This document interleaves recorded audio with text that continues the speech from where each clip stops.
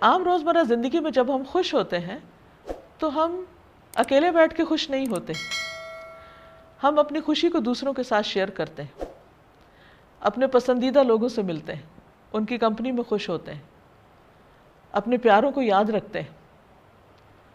ہم نے رمضان میں اللہ سے محبت کرنا سیکھی، کیا اس موقع پر ہم اپنے رب کو یاد نہ کریں گے؟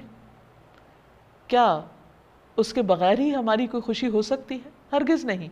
رمضان ایک ہدایت کا موقع تھا، اختتام پر ہمیں اللہ کی بڑائی بیان کرنی ہے۔ اللہ اکبر، لا الہ الا اللہ واللہ اکبر، اللہ اکبر وللہ الحمد، تکبیرات پڑھنی ہے۔ چاند رات سے ہی تکبیرات کا آغاز ہو جاتا ہے اور صبح نماز پڑھنے تک۔ مومن اپنی خوشی کا آغاز، خوشی کے دن کی ابتدا اللہ سبحانہ و تعالیٰ کے حضور سجدہ کرنے کے ساتھ کرتا ہے، گویا عید کی نماز ادا کرنا وہ اپنے لیے لازم سمجھتا ہے۔ اور پھر یہاں یہ بات بھی یاد رہے کہ اگرچہ رمضان کا اختتام ہو رہا ہے، ایک نئی صبح طلوع ہو رہی ہے جو خوشیوں کی صبح ہے، نیا آغاز، نئی منصوبہ بندی، ایک بہتر انسان ہونے کا عہد، اور اس کے ساتھ ساتھ وہ اللہ کی بڑائی بیان کرتا رہتا ہے۔ عام طور پر یہ ہوتا ہے کہ جب انسان کوئی اچھا کام کر لیتا ہے تو اس کے نفس کے اندر کچھ غرور بھی آنے لگتا ہے کہ میں بہت بہتر ہو گیا ہوں۔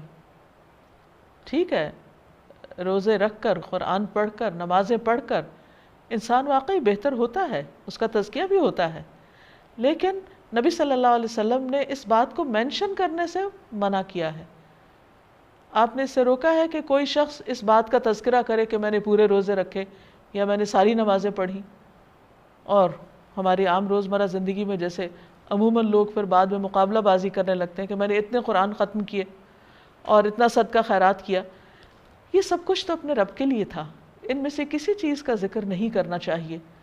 عبادت کو جس طرح بھی ممکن ہو زیادہ سے زیادہ مخفی رکھنا چاہیے، اور جب انسان منہ سے بولنا شروع کر دیتا ہے تو ایک طرح سے اس کے اندر ایک بڑائی کا احساس بھی پیدا ہونے لگتا ہے۔ اس احساس کو ختم کرنے کے لیے بار بار تکبیرات دہرائی جاتی ہیں، اللہ اکبر کبیرہ والحمد للہ کثیرہ وسبحان اللہ بکرۃ واصیلا، اللہ بڑا ہے، بہت ہی بڑا، والحمد للہ کثیرہ، اور بہت کثرت کے ساتھ اللہ کی تعریف جس نے ان سب نیکیوں کی توفیق دی، اور وسبحان اللہ بکرۃ واصیلا، اللہ کی پاکیزگی بیان کرتے ہیں صبح بھی اور شام بھی۔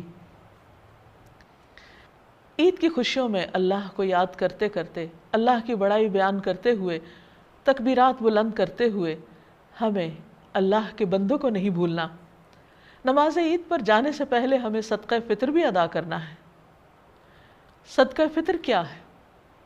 نبی صلی اللہ علیہ وسلم نے اس کے بارے میں فرمایا، یہ روزہ دار کے لیے پاکیزگی کا ذریعہ ہے، یعنی روزے کی حالت میں اگر اس سے کوئی کوتاہی ہو گئی ہے، کوئی کمی بیشی ہو گئی ہے، کوئی بھول چوک ہو گئی ہے، کہیں کوئی ایسی بات وہ کہہ بیٹھا ہے جو نہیں کہنی چاہیے، تو یہ ان تمام چیزوں کو درست کرنے والی ہے۔ اور دوسری طرف طعمۃ للمساکین، مسکینوں کا کھانا ہے۔ عید کی خوشیاں اسی وقت خوشیاں ہو سکتی ہیں جب سارے معاشرے کے اندر خوشیاں ہوں، جب ہر ایک کو کھانے کے لیے کچھ میسر ہو، کیونکہ عید صرف ان لوگوں کی نہیں جن کے پاس کھانے کو کچھ ہے۔ ہمارے دین نے ہمیں اس بات کا پابند کیا ہے کہ ہم ان کا بھی خیال رکھیں کہ جن کے پاس کھانے کو نہیں ہے ان کی بھی ضروریات پوری کریں۔ اسی لیے اس بات کو لازم کر دیا گیا کہ صدقہ فطر نماز عید سے پہلے ادا کیا جائے، کیونکہ اگر بعد میں ادا کیا گیا تو وہ ادا نہیں ہوگا، وہ عام صدقہ شمار ہوگا۔ پھر اسی طرح عید کے دن صاف ستھرا لباس پہننا، غسل کرنا، خوشبو لگانا، اچھے کپڑے پہننا، اللہ تعالیٰ کی نعمتوں کا اعتراف کرنا اور ان کا اظہار کرنا، یہ بھی پسندیدہ چیز ہے، نبی صلی اللہ علیہ وسلم کی سنت سے بھی ثابت ہے۔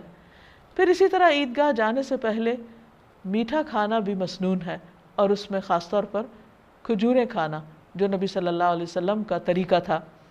ویسے کوئی بھی میٹھا آپ کھا سکتے ہیں۔ پھر عیدگاہ جاتے ہوئے راستے میں بھی تکبیرات پڑھنی چاہیے، اور اگر ہو سکے تو پیدل جانا چاہیے، یا یہ کہ گاڑی کہیں دور پارک کر کے انسان کچھ حصہ ضرور عیدگاہ کی طرف قدم اٹھاتے ہوئے چلے، کیونکہ یہ بھی ایک مسنون عمل ہے۔ پھر اسی طرح جب عید کی نماز پڑھے تو خطبہ غور سے سنے، اللہ کی بڑائی بیان کرے اور پورے خشوع و خضوع کے ساتھ نماز عید ادا کرے، اور اس کے بعد لوگوں سے میل ملاقات کا سلسلہ جاری رہے۔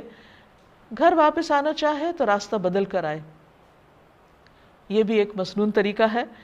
پھر مومن کی خوشی اکیلے نہیں ہوتی، مومن اوروں کا بھی خیال رکھتا ہے۔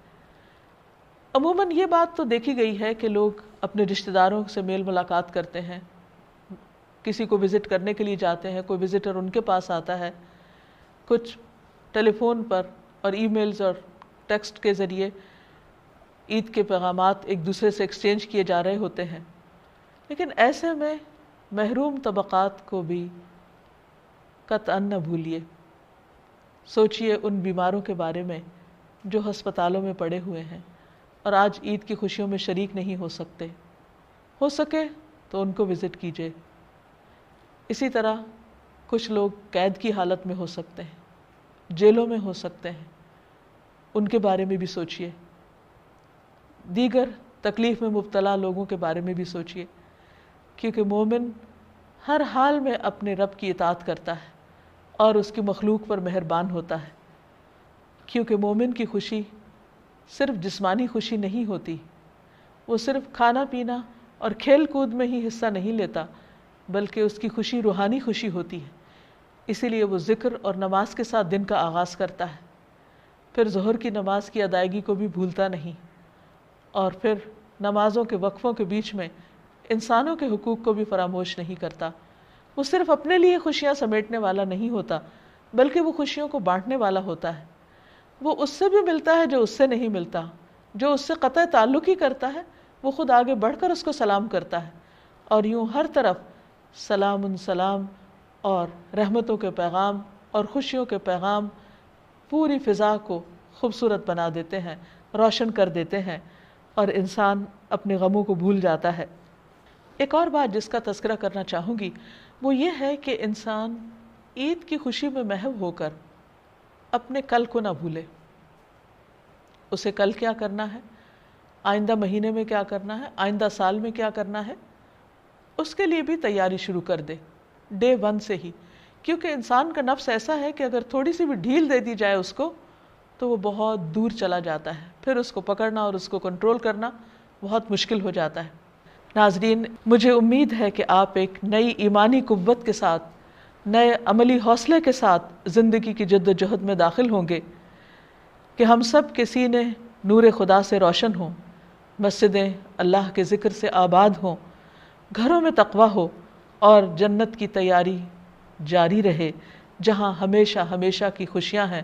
اللہ تعالیٰ آپ سب کو خوش رکھے۔ عید مبارک۔